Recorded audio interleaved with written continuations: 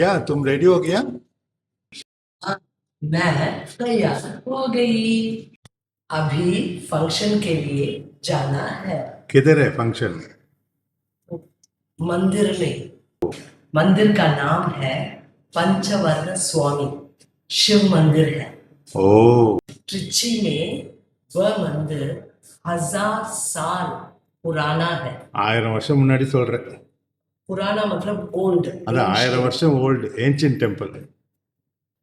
சரி, ஃபங்க்ஷன் முடிஞ்ச பிறகு நமக்கு டட்கல் புக் இல்லையே, என்ன பண்றது? நாளைக்கு நீ ஸ்கூலுக்கு வர போகணும். हाँ, तत्काल तो हमें नहीं मिला। बस है ना, பஸ்ஸும் ஃபுல்லா இருக்கு. बस का अनुभव लेंगे। मैंने वोल्वो बस में कभी नहीं यात्रा की। நீ பஸ்ல இது வரைக்கும் டிராவல் பண்ணதில்லை ரொம்ப தூரம், கரெக்டா?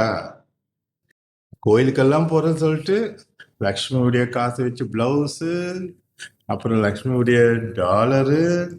லக்ஷ்மி காசுல வளையது. ஓ, ஸோ ஜொலிக்கிற. வளையலுக்கு ஹிந்தியில் என்ன? சூடி. ட்ரிச்சிக்கு வந்து சேர்ந்தாச்சு.